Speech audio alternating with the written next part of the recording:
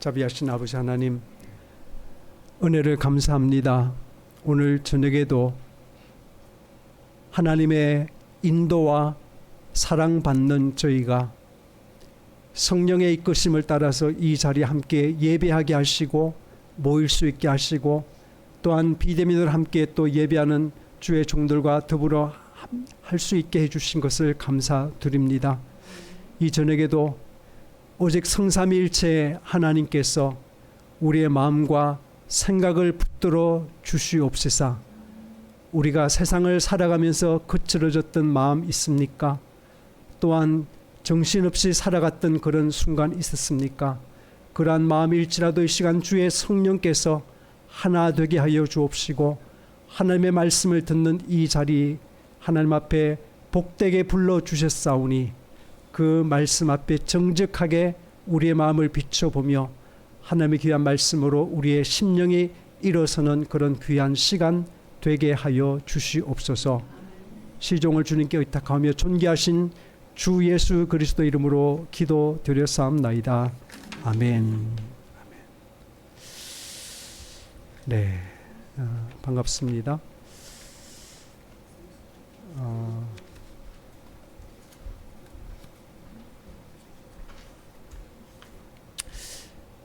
지난주에 이 지역에 이사를 오셔서 처음 우리 교회 방문하셨던 나경순, 제가 분명히 직함이 있을 것 같은데요, 집사님, 네, 찬양 소리가 다 그 앞에까지 들려가지고, 네네.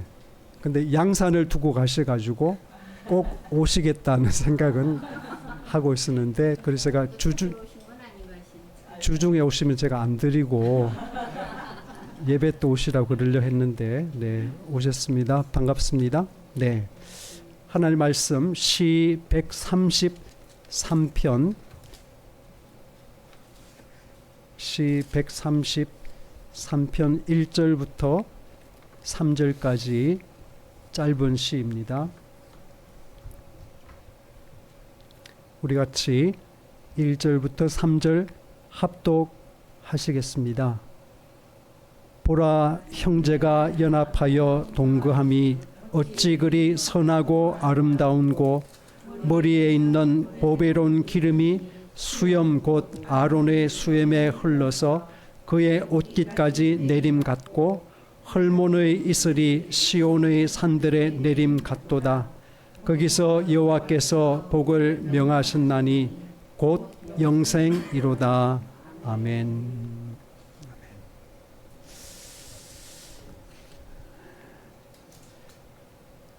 네, 지난 시간에 우리 131편을 했었죠. 131편 했고 오늘 133편 하는데 참 합당하다는 생각을 했습니다.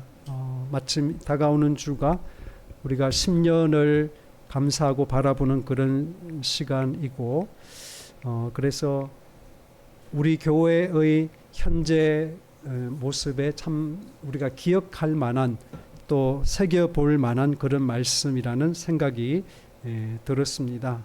그리고 또한 우리 현재 조국이 처해 있는 그런 형편에도 이 말씀이 참 합당한 말씀이라는 생각이 들었습니다. 최근에 어디 보니까 해외 어느 기관에서 한국을 여행한 사람들을 대상으로 한국의 그 인상을 물었는데, 여러 가지 좋은 것도 많이 있었겠죠. 뭐 K-팝 문화도 그렇고, 그 음식도 그렇고, 또 우리나라가 아기자기한 그런 데가 있잖아요. 미국은 굉장히 광대한 그런 맛이 있다면, 우리 한국은 작은 것들이 아기자기하게 그렇게. 아니요, 제가 저렇게 혼자서. 아닙니다, 집사 아니에요.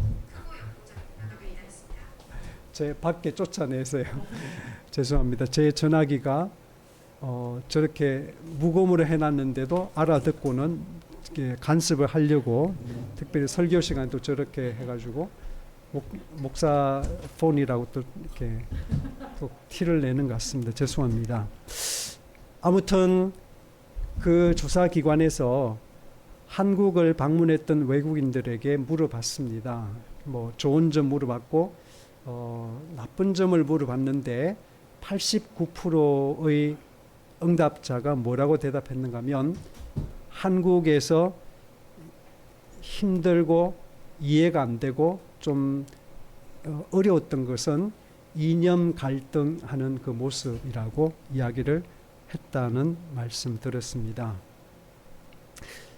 여러분 요즘도 그 유튜브 영상에 이렇게 그 뭐 아이들 잘 보는 짤로도 나오고 뭐 알고리즘이 생기면 누가 보내주기도 하고 그러는데 그런 것들 있죠.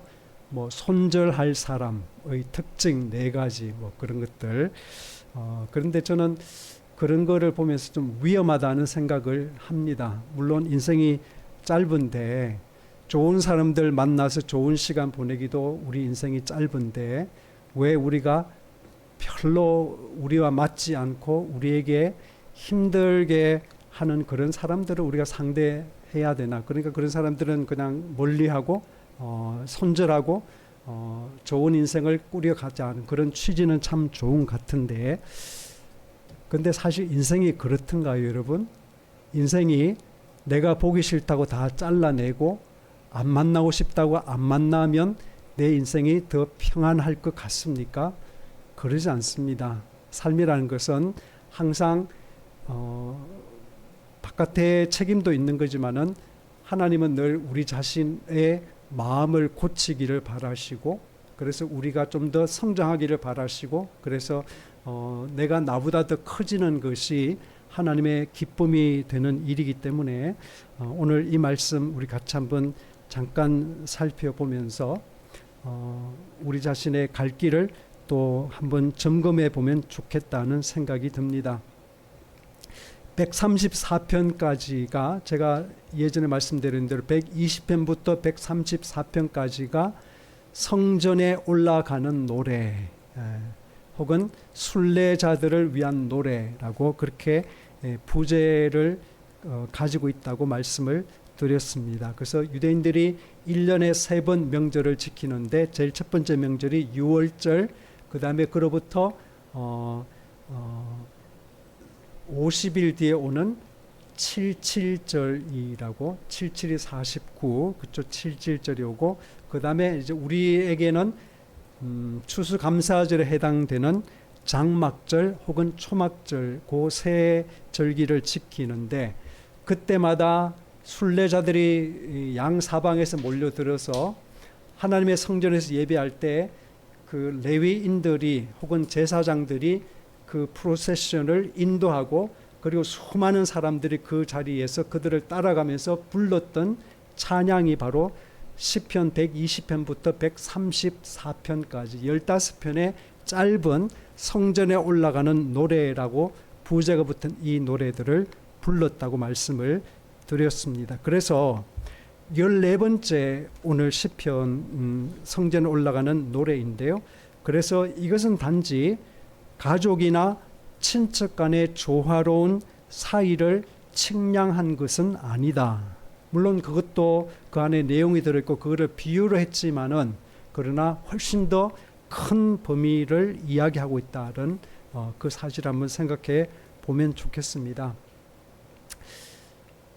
저희는 이제 자녀가 없으니까 뭐 늘 이렇게 단촐합니다만은 지난 토요일 날 저희 아버지 이주기에서 고향에 2시간 걸리는 고향에 내려가서 그곳에서 저희 형들 그다음에 누나 그리고 조카들 뭐 그 손자들까지 다 포함해서 그리고 고향을 지금 살고 계시는 저희 숙모하고 그다음에 사촌 동생들 가족까지 다 포함해서 어린아이들 3명 그리고 어른 24명 그래서 총 27명이 이제 날이 너무 더우니까 산소는 저희 형제들만 갔고요. 그래서 저희 고향집 그 작은 그 리빙룸에서 예배를 거실에서 예배를 했습니다. 그리고 제가 제안을 좀 욕심내서 해서 그냥 예배만 하고 우리가 맛있는 거 먹고 물론 부모님 기리고 그런 것도 좋지만은 부모님의 뜻을 이어받는 그런 마음에서 우리가 헌금을 좀 했으면 좋겠다. 그래서 얼마든지 헌금을 해서 모인 것을 우리가 조카들이 좀 결정해서 좋은 곳에 사용처를 해마다 좀 그렇게 결정해서 그렇게 사용처에다가 좀 보냈으면 좋겠다고 했는데 다들 좋아했어요. 그래가지고 저희가 이제 목회자니까 너무 안 나오면 어떡할까 싶어서 저도 집사람 의논해서 좀 이제 이번에 좀 크게 하자고 했는데 49만 원이 거쳤더라고요. 그래서 참 많이들 냈다. 그래서 이번에는 이제 어쩔 수 없이 제가 정해서 우리가 늘 후원하고 있는 대전에 있는 그 나눔의 집에다가 홍택주 목사님 그 사회 가는 곳에 제 장조카의 편에 보내기로 그렇게 결정을 했습니다. 근데 봄에는 어머니의 이제 추모 예배 모이고 추석을 앞둔 가을에는 저희 아버지 추모 예배로 모이는데 그래도 1년에 2번씩 고향의 품에 가서 김진태 시인 이야기대로는 고향은 넘어져도 고향의 풀이 받쳐주기 때문에 아프지 않다고 하는 그 말씀 기억나시죠? 그것처럼 이번에도 제가 처음으로 저희 동네 제가 자랐던 그 마을에 그 가운데 또랑이 흐르고 이쪽 편은 김씨 집안, 저쪽 편은 성씨 집안인데요. 그래서 49가구인가 그랬는데 작은 동네인데 한 번도 제가 그 또랑 저편으로 40년 동안 넘어가 보지를 못했어요. 근데 이번에 이제 마치 제가 시간을 내서 일부러 좀 어슬렁 돌아다니면서 그렇게 고향 땅을 밟고 그리고 부모님을 기억하고 또 제가 어릴 때 살았던 그 집, 물론 집이 새로 지어졌지만은 그 집터는 그대로 있으니까 그런 것들을 추억하고 또 서로 감사하고 웃고 나누는 그런 시간, 참 아름다운 시간이었는데,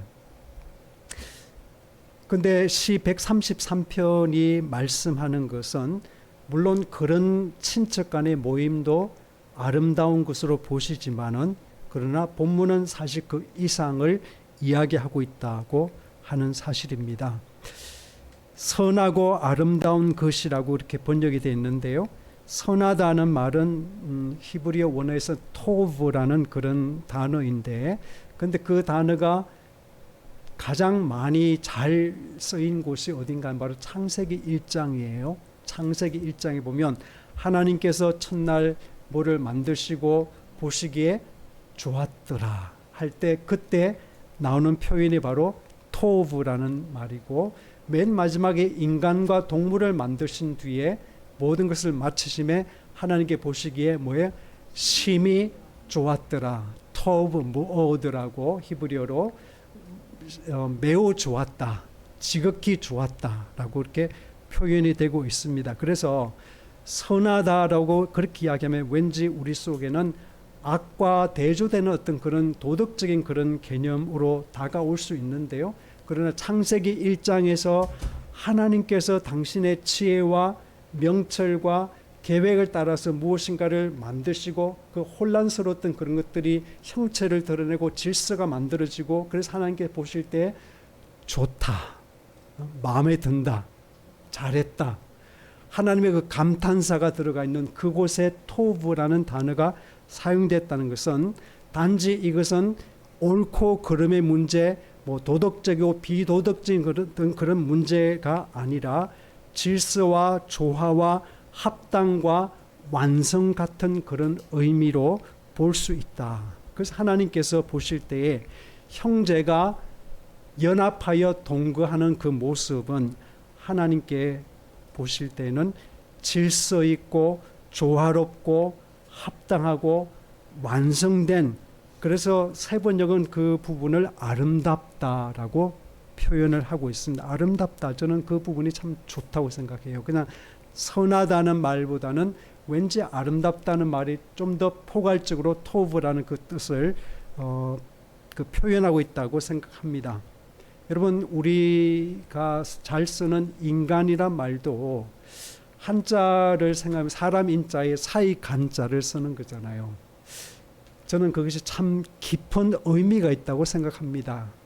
그냥 뭐 사람, 우리는 그냥 순수한 우리말로 사람이라 그러는데 왜 옛사람들은 사람 인자와 사이 간자를 썼을까? 그렇죠? 그래서 많은 해석들이 거기에 있는데 제 생각에는 사람 사이에서만 인간의 됨됨이가, 그렇죠? 인간의 맛이 그리고 인간성이 발현된다. 저는 그렇게 생각하는 거예요. 한 인간의 됨됨이, 한 인간의 맛, 한 인간의 인간성이라는 것은 단지 그 사람이 단독적으로 있을 때 그 사람의 행동을 볼 수 있을 때 평가하기는 어렵다는 것이고, 그 사람의 참된 모습이라는 것은 그 사람이 타인과 더불어 있을 때 어떻게 행동하고 타인과의 관계 속에서 어떻게 자기 자신을 표현하고 같이 마음을 합쳐서 어떤 일을 이루어내는가, 그걸 잘하는 것을 하나님께서 토브, 좋다, 아름답다, 그렇게 말씀을 하신다라고 하는 겁니다. 그래서 형제가 연합하여 동거한다는 그 말씀은 인간의 성숙도를 말을 하는 것이고 타인과의 조화를 이야기하는 것이고, 내가 누군가와 조화를 한다고 하는 것은 말은 아름답지만 쉽지만 사실은 쉽지 않은 일이죠. 일이 힘든 것은 물론 어떤 일들은 육체적으로 힘든 일이 있습니다. 물론 우리가 바깥에서 육체 노동하는 그런 분들 여름철에 힘들어요. 그렇긴 한데, 그러나 일이 제일 힘든 것은 사람 때문에 힘든 것이죠. 그렇죠? 일이 사람과의 관계 속에서 잘 되면 그 일이 가벼워질 수 있고, 근데 일이 힘든데 사람마저 속을 썩이면, 혹은 내가 어떤 사람과 마음에 들지 않은 불편한 상태에서 일을 하는 것은 굉장히 일의 무게를 훨씬 더 갑절이나 혹은 그 이상 더한다는 사실을 우리가 생각할 때, 여러분, 조화라는 것이 쉽지 않다. 근데 성경은 끊임없이 우리에게 조화라는 것, 평화라는 그 부분을 말씀하실 때 존중하고 아끼는 것을 말씀을 하는 것 같습니다. 자기를 선물로 줄 아는 사람. 그래서 우리가 이제 아브라함을 믿음의 조상이라고 이야기하는데, 저는 우리가 늘 아는 그 스토리지만은 하나님께서 아브라함을 그 땅에서 갈대우르에서 잘 살던, 꽤 부자였잖아요. 자식만 없다 뿐이지 꽤 잘 살고 그곳에서 정착하고 있던 그 아브라함 가족을 뽑아서 내가 지시할 땅으로 가라. 친척과 아비와 고향 땅을 떠나서 내가 내게 지시할 땅으로 가라고 말씀하시는데, 그래서 아브라함이 결국은 옮겨서 결국은 가나안 땅에 정착을 하지 않습니까? 그래서 하나님께서 이제 아브라함이 나타나셔서 이 땅을 내가 너와 내 자손에게 주겠다고 말씀하시는데, 그런데 하나님께서 그 말씀을 하시지만 그것이 아브라함과 아브라함의 자손에게 주어진다고 하는 어떤 다른 외적인 아무런 근거도 없습니다. 아브라함이 죽을 때 다만 자신의 아내 사라가 묻힐 곳을 위해서 막벨라 굴 하나를 사는데 그것뿐이었어요. 아브라함 죽을 때까지 하나님의 그 약속을 바라보고 그렇게 살아갈 뿐, 그 약속이 이루어진 것을 보지 못했습니다. 그런데 저는 그것이 하나님의 놀라운 섭리가 있다고 생각해요. 하나님께서 아브라함을 믿음의 조상으로 삼으시고 유대인들의 원형, 민족의 어떤 그런 아버지로 삼으실 뿐만 아니라 우리에게도 믿음의 조상이라고 고백하는, 그래서 우리가 바라봐야 되고 믿음이 있다는 것이 뭘까? 하나님께서 우리를 이 세상의 축복의 통로로 보내실 때 우리에게 어떤 삶을 요구하실까를 우리가 바라보려면 아브라함을 생각하면 되는데, 그 유명한 이야기가 바로 18장에 나오는 그 천사들 이야기죠. 아브라함이 정오에 시원한 나무 그늘에 앉아서 점심 먹고 아마 쉬고 있었는데 세 사람이 그 뜨거운 그 사막길을 지나갑니다. 그래서 아브라함이 얼른 나가서 그분들을 붙잡고 말하죠. 이왕 여기 지나가시는데 저희 집에 잠깐 들어오셔서 조금 시원하게 제가 뭐 발도 좀 씻겨드리고 간식 좀 해드릴 테니까 그거 드시고 가십시오 라고 간곡하게 부탁을 합니다. 그래서 그 세 분은 사실 하나님이고 하나님의 천사들이었죠. 근데 아무튼 아브라함이 그때 알아보지 못하고 그래서 뭐 그렇게 하자라고 해서 들어오셨는데 어떻게 해서 아브라함이 그냥 물 들여서 발 씻게 하고 뭐 간식 좀 드린 게 아니라 달려가서 살찐 송아지를 잡아서 그 사례에게 주어서 그거를 요리하게 합니다. 최고 음식을 요리하게 하고 떡을 굽게 하고 뭐 하여튼 그래가지고 아주 건아하게 뭐죠? 살찐 송아지는 자식들 시집 장가 보낼 때나 잡는 음식이었고요. 그래서 누가복음 15장에 보면 둘째 아들이 돌아올 때 아버지가 너무 기뻐서 죽었던 아들인데 내가 잃어버렸다고 생각했는데 그 아들이 돌아왔으니 내가 이거를 동네 사람들과 잔치해야 된다 해서 살찐 송아지를 잡지 않습니까? 무슨 말이죠? 내 생애의 가장 큰 기쁨, 내 생애 가장 큰 경사를 위해서 잡는 게 살찐 송아지인데 아브라함이 지나가는 사람들을 위해서 살찐 송아지를 잡았다. 어떤 사람은 그런 이야기 하더라고요. 아브라함은 그때 믿음으로 직감적으로 그분들이 보통 사람이 아닌 걸 알았을 테다. 저는 그게 동의하지 않습니다. 저는 그냥 지나가는 나그네로 그렇게 봅니다.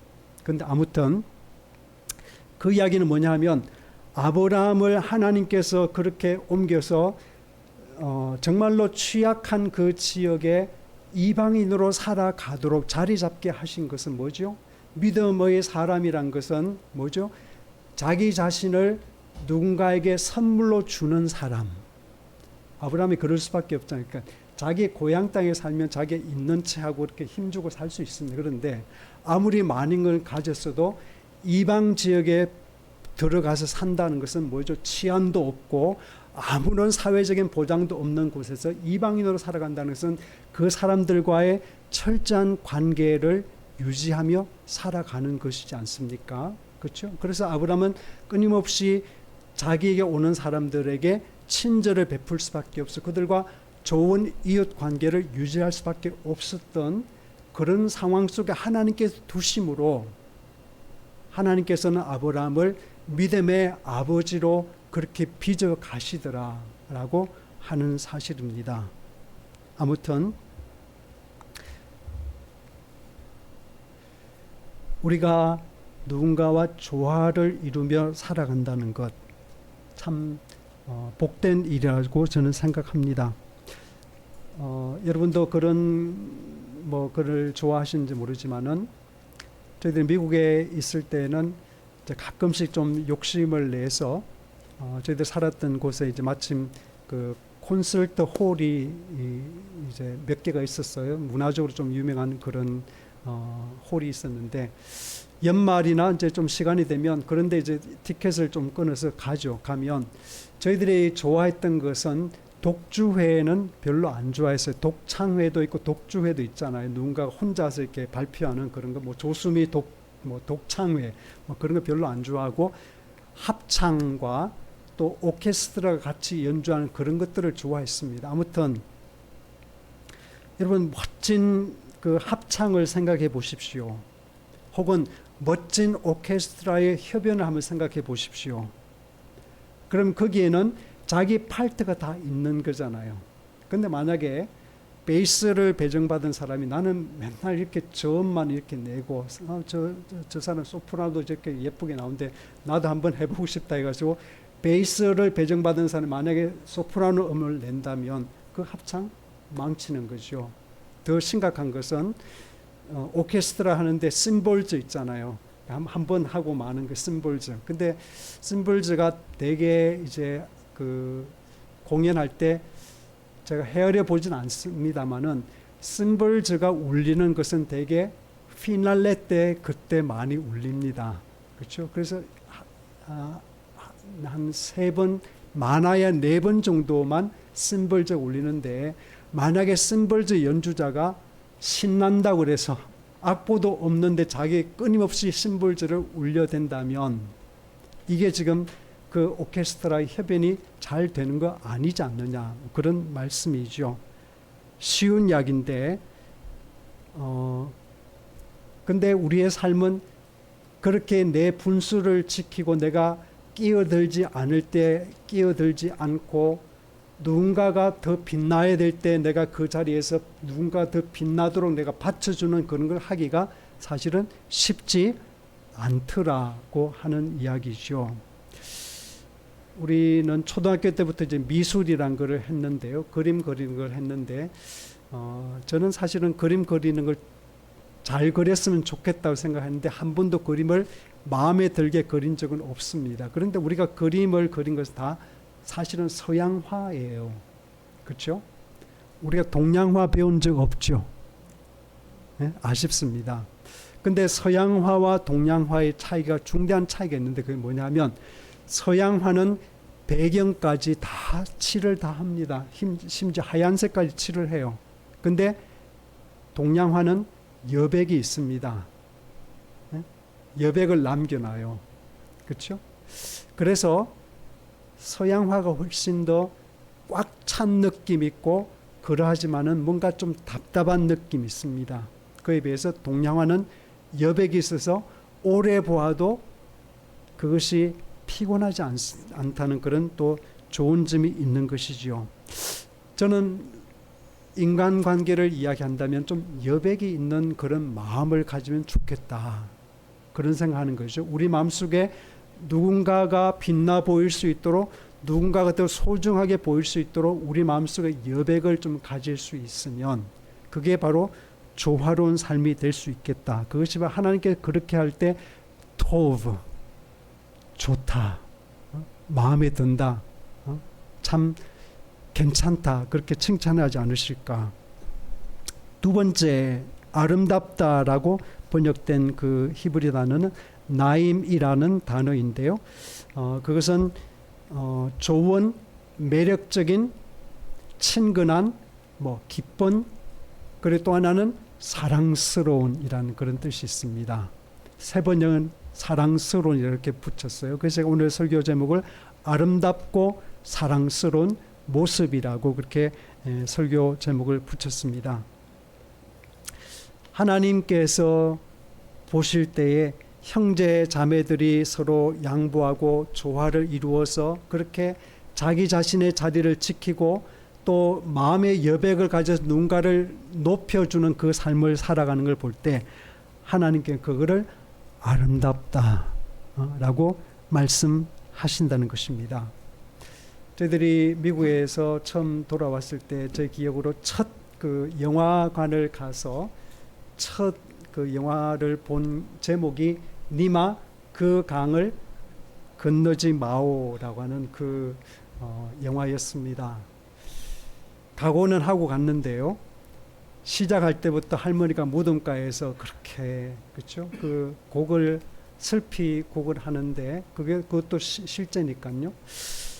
그때부터 손수건을 꺼내가지고 눈물을 닦기 시작했는데 참 많이 울었습니다. 근데 지금도 여러 장면이 기억나지만은 2014년에 이제 나왔고요. 저희들이 왔던 그해 나왔고, 그 다음에 거기에 이제 주인공이 할아버지 98세 조병만 할아버지, 강계열 할머니 89세, 9살 차이 나는. 근데 할머니는 꽃을 굉장히 좋아하는 소녀 같은 그런 분이고, 할아버지는 굉장히 장난기가 많은, 그렇죠? 그런 분이셨죠.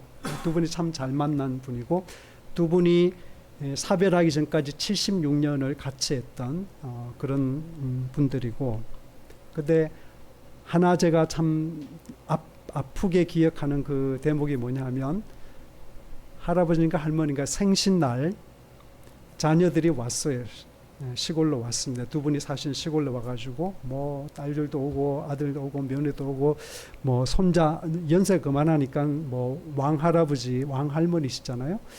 그래서 그 아이들이 북적대고 그렇게 와가지고 음식도 하고 다, 그래서 이제 음식 차려서 맛있게 먹고 그러는데 서로 이제 대화를 하는데 어떤 대화가 있었는가 하면, 딸이 가까이 살면서 부모님 수발을 좀 들고 병원을 모시고 다니는 그런 딸이 있었는데, 그 딸이 무슨 대화를 하다가 큰오빠는 좀 멀리 살았나 봐요. 큰오빠한테 뭐라고 그러는가 하면, 큰오빠는 부모님을 위해서 대체 한 게 뭐야? 라고 하는 말을 아주 그냥 그 오빠를 향해서 던졌습니다. 근데 그 말 한마디가 그 축제 분위기의 그 생일상을 완전히 그냥 분위기를 싹 그냥 냉각시키죠. 근데 지금도 제 눈에 선한 것이 할아버지 할머니가 머쓱한 그 뭐랄까 슬픈 표정, 너무나 좋았고 너무나 기뻤는데 자기한테 너무나 잘하는 그 딸이 오빠한테 그렇게 탁 정색을 하면서 오빠 대체 큰오빠가 돼가지고 부모님 위해서 한 일이 뭐냐고 그렇게 정색해서 한마디를 던질 때 그 부모님의 마음이 참 뭐랄까 얼굴 표정 속에 이렇게 헤아릴 수 없는 어떤 그런 슬픔이 묻어 나왔던 그런 것이 기억이 납니다. 저는 그 생각하면 그런 생각이 들어요. 우리가 잘하죠. 우리에게 서로에 잘하려고 누군가에게 선을 베풀려고 그러고 내가 그래도 어제보다는 좀 더 나은 오늘을 살고 싶어서 나보다 더 큰 나 자신이 되고 싶어 노력하고, 그래서 예수 믿는 사람은 가끔 가급적이면 우리가 잘하려고 노력하잖아요. 하다못해 그 초등학교 저기 지나가다 보면 노란불이 있는 그곳에서도 그렇죠, 양보하고 뭐 그렇게 하려고 노력하는데, 그런데 가끔은 보면 내가 잘한 것이 작은 잘한 것이 손가락에 대해서 누군가를 가리키고 누군가에게 심사위원 노릇을 하려고 할 때가 있다라고 하는 사실을 저는 생각합니다. 마치 그 딸이 부모님에게 잘한 작은 것이 당연한 것이고 본인도 감사한 것이고 고마워서 부모님의 은혜에 갚기 위해서 한 것이지만, 그런데 생일상에서 큰오빠 보고는 그 말을 하는 거잖아요. 그러니까 자기가 잘하니까 그 작은 잘한 것 때문에 자기가 절제를 못하니까 아버지 엄마의 마음을 아프게 하는 그 말을 하는 것처럼 저와 여러분도 깨어 있어야 돼요. 우리도 절제해야 됩니다. 그리고 늘 우리 자신의 마음을 겸손하게 그렇게 붙들지 않으면 우리가 작은 잘하는 것이 어떤 방법으로든지 남들의 행동을 재고 또 지적질하는 그런 심사위원 노릇을 하려고 하는 것이 우리 인간의 본성이기 때문에 그렇죠, 우리가 깨어 있어야 되겠다. 주님께 사랑스러운 것은 상대방이 좀 부족하고 마음에 좀 덜 차더라도 그 사람의 부족함을 내가 좀 채워주기 위해서, 또 그 사람의 허물을 내가 나한테서 그냥 허물로 끝날 수 있도록 용납하기 위해서, 그리고 그 사람이 그것을 깨닫고 돌이킬 수 있도록 기다릴 줄 아는 사람, 그런 사람이면 주님께서 사랑스럽게 보시겠다, 그런 말씀입니다. 제가 우스갯소리로 말씀드렸지만 인간의 최대 특권이 뭐라고요? 네, 인간의 최대 특권은 변덕입니다. 그거를 우리가 아주 깊은 신학적인 표현을 딴다면 인간은 죄인이다, 그 말이에요. 그렇죠?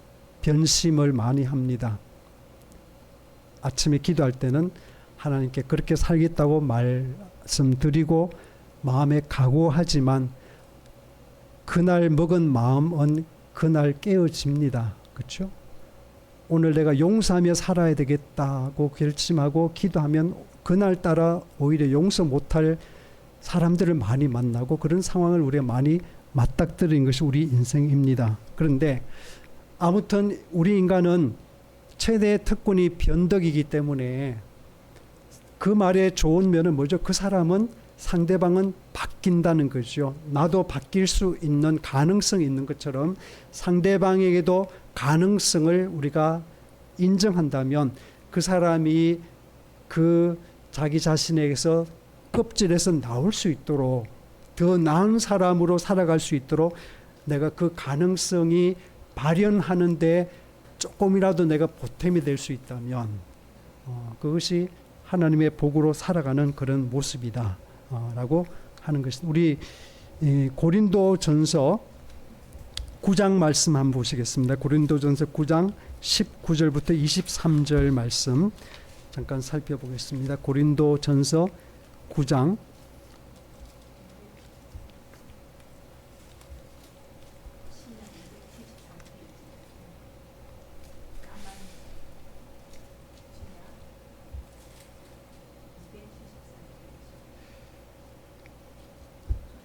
네, 9장 19절부터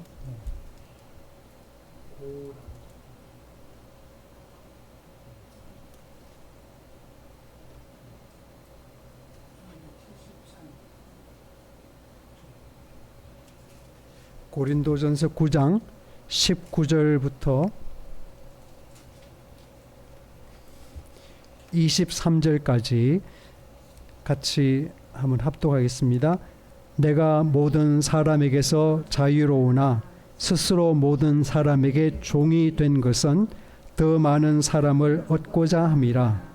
유대인들에게 내가 유대인과 같이 된 것은 유대인들을 얻고자 함이요 율법 아래 있는 자들에게는 내가 율법 아래 있지 아니하나 율법 아래 있는 자 같이 된 것은 율법 아래 있는 자들과 얻고자 함이요 율법 없는 자에게는 내가 하나님께는 율법 없는 자가 아니요 도리어 그리스도의 율법 아래 있는 자이나 율법 없는 자와 같이 된 것은 율법 없는 자들을 얻고자 함이라. 네, 두 절 더 하겠습니다. 죄송합니다. 23절까지 약한 자들에게 내가 약한 자와 같이 된 것은 약한 자들을 얻고자 함이요 내가 여러 사람에게 여러 모습이 된 것은 아무쪼록 몇 사람에게라도 구원하고자 함이니 내가 복음을 위하여 모든 것을 행함은 복음에 참여하고자 함이라. 아멘. 여러 사람에게 여러 모습이 된 것은 아무쪼록 몇 사람이라도 구원하고자 함이니 그 말씀을 사도 바울이 22절에서 하고 있습니다. 사도 바울은 굉장히 영어로 플렉시블한 사람, 유연성 있는 삶을 살았다라고 이야기합니다. 그래서 자기 색깔을 앞세워서 사람들이 자기에게 맞추기를 바란 것이 아니라 가능한 한 그 사람의 색깔에 자기를 맞추는 그런 사람, 카멜레온 같은, 잘못하면 카멜레온 같은 그런 행동하는 사람으로 보일 수 있으나 사도 바울은 분명히 그 마음 중심이 뭐였어요? 예수 그리스도를 그 사람에게 전하는 것, 그 사람이 예수 그리스도를 만나서 구원에 이르는 것이 사도 바울의 삶의 중요한 목적이었기 때문에 사도 바울은 얼마든지 내가 내 자신의 어떤 그 모습들, 복음에 관계되지 않은 그런 비본질적인 것들에 대해서는 내가 유연성을 가지고 바꿀 수 있다. 내가 나를 내려놓고 내가 변할 수 있다라고 그렇게 이야기를 하는 것이죠. 저는 그것이 바로 예수님의 모습이 아닐까라고 생각했습니다. 예수님도 바리새인 집에 초대를 받아서 그곳에서 신앙적인 토론도 하시기도 하고, 그런데 문둥병자를 만나면 그 사람의 입장이 되어서 그 사람을 만져주시잖아요. 그렇죠? 아픈 사람을 보면 그 사람과 더불어 아파하시고 긍휼히 여기신다. 그 말씀하셨습니다. 그 긍휼히 여기다는 그 스프랑클리츠 마이크 말은 뭐라 그랬습니까? 그 내장 이야기하는데 우리가 창자가 애가 끓는다는 말이 그런 말이잖아요. 그렇죠? 창자가 끊긴다, 애가 끓는다, 그런 말인데, 그래서 예수님은 아파하는 사람들을 보면 그 당시 종교인들처럼 혹은 제자들처럼 저 사람이 왜 저렇게 아플까라고 분석하고 뭐를 설명하려고 그러는 것이 아니라 우선 그 사람의 아픔의 그 자리에 내려가서 그와 더불어 함께 고통을 겪는 그 마음을 헤아리는 그런 분이셨습니다. 그러니까 예수님은 그 따뜻함이 그래서 삭개오 보고 삭개오 내려와라. 내가 오늘 밤 너희 집에 유하해야 되겠다. 그러니까 그 세리장이 제 생각에는 아마도 난생 처음으로 누군가가 자기 이름을 부를 때는 자기를 세리라고 그렇게 야단치기 위해서 놀리기 위해서 키가 작던 놀리기 위해서 아마 그렇게 이름을 불렀을 텐데 내가 오늘 밤 너의 집에 유하해야 되겠다는 그 부탁을 하기 위해서 예수님이 자기 이름을 불러줬을 때 아마 저는 그것이 처음이지 않았을까 일생 동안. 예수님은 그 연약함을 아시고 삭개오가 그 세리장이라는 그 나름대로 그 스테투스가 있는 클래스가 있는 그런 사람으로 체면을 버리고 뽕나무에 올라가서 예수님을 만나려 했던 그 마음의 아픔을 헤아리시는 분이셨죠. 그러니까 삭개오가 내려와서 즐거이 예수님을 영접하고 어떻게 했어요? 그 잔치를 베풀 뿐만 아니라 재산의 절반을 가난한 사람들에게 주겠습니다. 그 이야기를 하죠. 누군가에게서 토색한 일이 있으면 제가 7배나 갚겠습니다. 그 이야기 합니다. 그 감격, 그 변화가 어디에서 일어났을까요? 예수님이 삭개오야 내려와라. 내가 오늘 너희 집에 유하해야 되겠다는 그 자신의 삶을 받아주시는 예수님의 그 마음 때문에 삭개오의 마음속에 있던 그 모든 것들이 다 허물어 내린 것이랄까요? 그런 것이죠. 저는 예수님이 바로 그런 사도 바울처럼 이 사람에게는 이 사람의 모습이 되고 병자에게는 병자의 모습이 되고 또 있는 사람에게 있는 사람과 같은 그런 기억에서 말씀 나눌 수 있는 그런 모습으로 사셨다고 생각을 하는 것이지요. 말씀이 재미있는 말씀이 바로 형제와 연합하여 동거하는 그 모습이 마치 기름이 그 머리에서 흘러내리는 것 같다. 심지어 아론의 수염에 흘러내리는 것 같다. 뭐 그런 비유를 합니다. 근데 우리는 이 말이 굉장히 생경합니다. 근데 그 당시 사람들에게 이 이야기는 일상적인 이야기였습니다. 여러분, 중동 지역은 태양이 굉장히 장렬하죠. 그래서 여행자가 바깥에서 이렇게 도보로 혹은 하여튼 그렇게 이제 여행을 해서 우리 집에 오면 그 여행자에게 내가 하는 가장 기본적인 두 가지 예는 뭐냐, 환대의 행위는 뭐냐면 우선 발을 씻을 수 있는 물을 대접하는 거예요. 발을 직접 씻어주진 않지만 물을 대접해서 그 먼지 묻은 발을 시원하게 씻게 하는 것이 그것이 가장 기본이고, 두 번째가 바로 그 향유를, 그러니까 뭐라 그랬죠? 좀 향기 나는 것을 보태가지고 올리브유에 그거를 섞어가지고 그거를 머리에 이렇게 발라주고 피부를 발라주는 것입니다. 왜냐하면 여러분 태양이 뜨거울 때 이 머리카락이 타잖아요, 그렇죠? 머리가 푸석푸석해집니다. 그리고 이 피부도 굉장히 드라이하죠, 이렇게 건조하죠. 그래서 그 사람, 그 아픈 그 사람에게 그렇게 그걸 해줌으로써 이게 시원해지고 탱탱했던 푸석푸석했던 이 머리이며 이런 것들이 다 그런 기본적인 환대의 행위를 통해서 그것이 회복이 된다고 하는 것이 일상적인 이야기였습니다. 최초의 제사장이었던 아론에게 기름을 부어서 그 사람을 하나님의 사람으로 봉헌하듯이 우리가 타인과 화평하게 살아가는 그 모습, 누군가와 조화를 이루기 위해서 애쓰는 그 모습은 하나님을 어쩌면 환대하는 것이고 하나님께 향기가 되는 그런 일일 것 같다. 그런 생각을 하는 것입니다. 그리고 또 하나의 비유는 이슬이죠. 이슬, 헐문산에서 그 내려서 시온산을 적시는 그 이슬에 비유하는데, 여러분 이슬 그러면 어떤 느낌이 들어요? 이슬 그러면 뭐가 떠오릅니까? 어떤 느낌? 네, 이슬 그러면 부정적이진 않죠. 이슬은 상쾌하고 뭔가 신선하고 뭐 그런 것이 정갈하고 뭐 그런 것이죠. 예루살렘에서 헐몬산은 200km 북쪽입니다.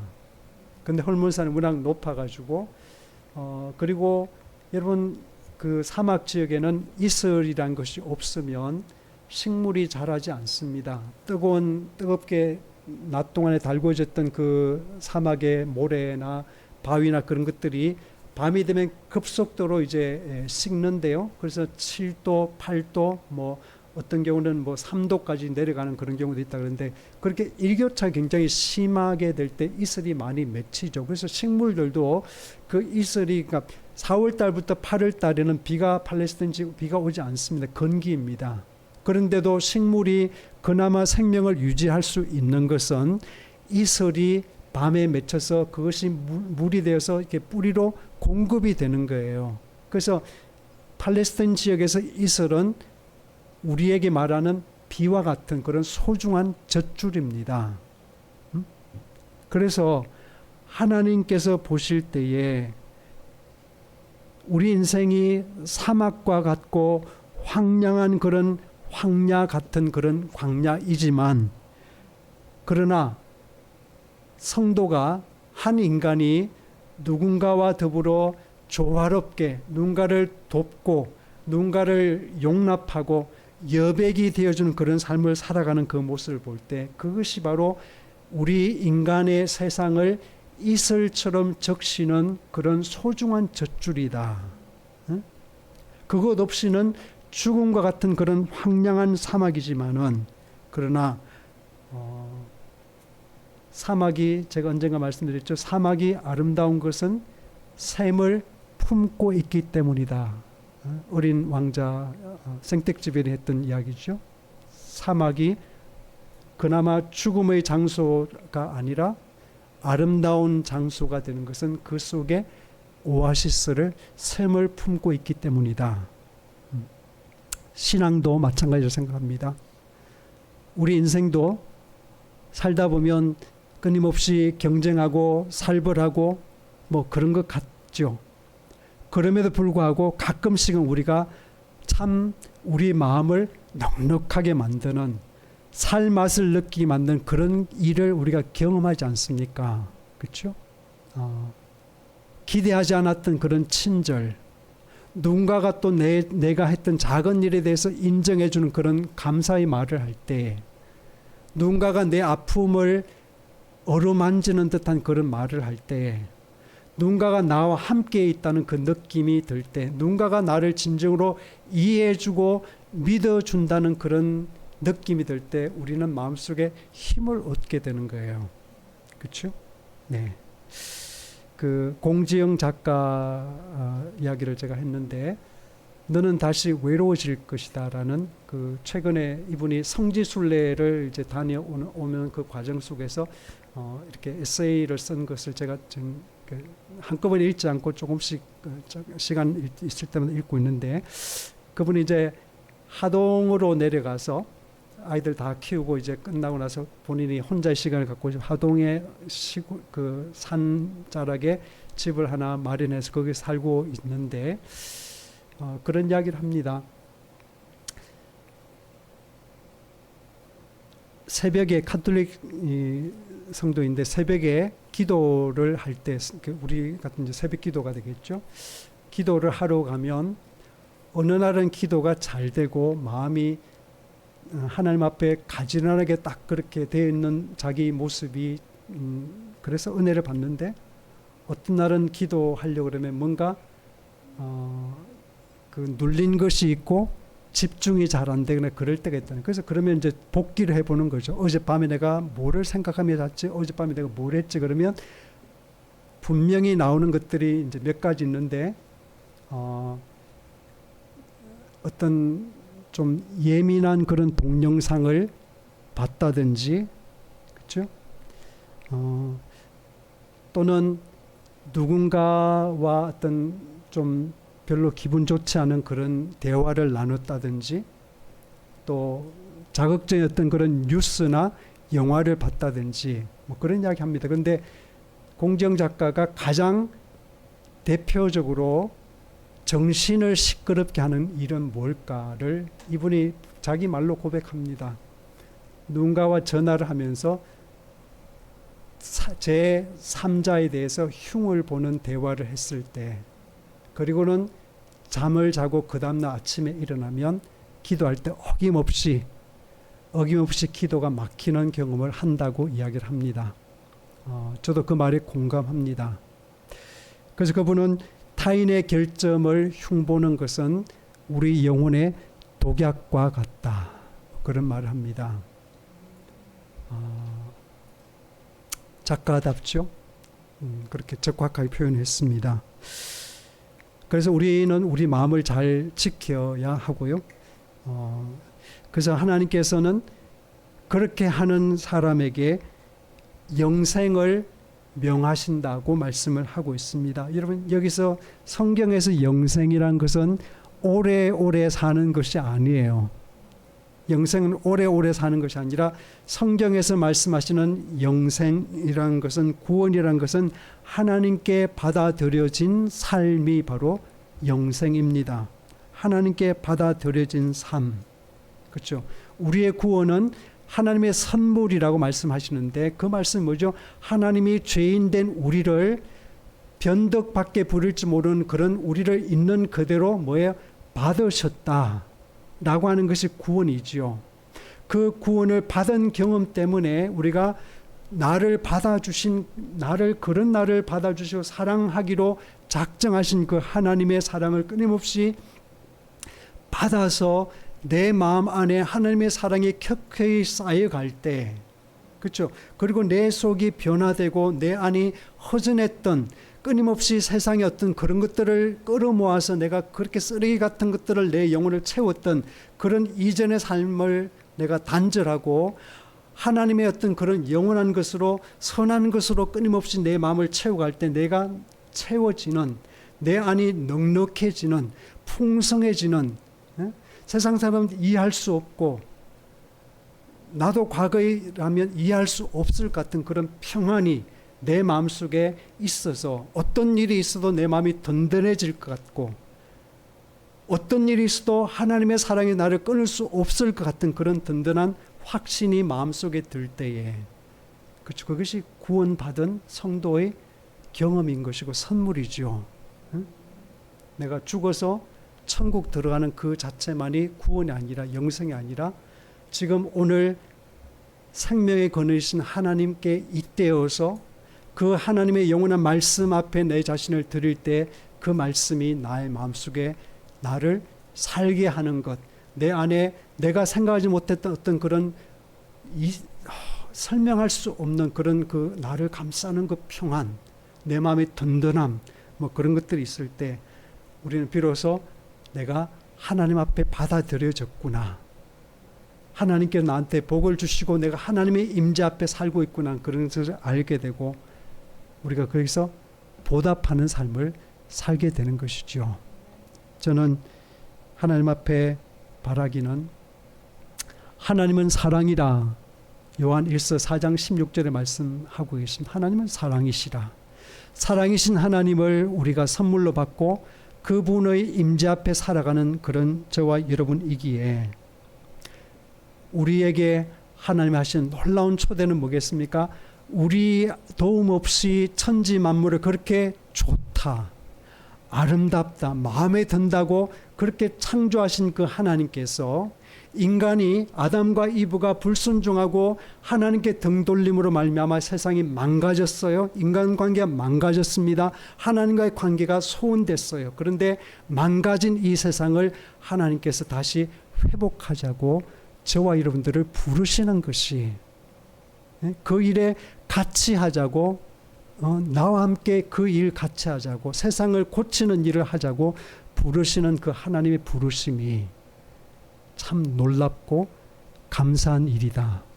그것이 저와 여러분들에게 주어진 제자의 사명이고 하나님의 자녀된 우리, 아브라함의 자녀된 우리에게 주시는 하나님의 놀라운 특권이라는 사실을 꼭 기억하시고 저와 여러분들이 그 우리를 필요로 하시는 그 하나님 앞에 자신을 들여서 이 땅의 평화를 심고 화평케 하는, 그래서 하나님의 자녀라 일컬음 받는 그런 복 있는 삶을 살아가기를 주의 이름으로 축원합니다. 기도하겠습니다. 귀하신 아버지 고맙습니다. 사도 바울의 고백처럼 내 육신 속에는 선한 것이 아무것도 거하지 아니하는 줄을 저희도 알고 있습니다. 우리가 잘하는 것은 변덕 부리는 것, 변심하는 것, 아침에 먹었던 그 생각도 잊어버리고 아침 이슬이 사라지기 전에도 우리 마음속에 선한 그 마음들이 사라지고 마는 그런 우리인데도 하나님이 우리를 자녀로 삼으시고 세상에 하나밖에 없는 아들처럼 딸처럼 우리를 사랑하시고 우리를 돌보시고 하나님의 형상을 우리 안에 이루시기 위해서 오늘도 성령으로 일하시는 아버지 소원하오니 또 우리 자신을 주 앞에 드리오니 주님 우리를 도구로 삼으시고 세상 망가진 세상을 고치고 사막 같은 이 세상에 샘을 이루고 오아시스를 만드는 그 아름다운 일에 저희들을 불러주셨사오니 그 앞에 응답하게 하여 주옵시고 쓰임받을 수 있도록 도와주시옵소서. 감사하며 예수님의 이름으로 기도드렸사옵나이다. 아멘. 하늘에 계신 우리 아버지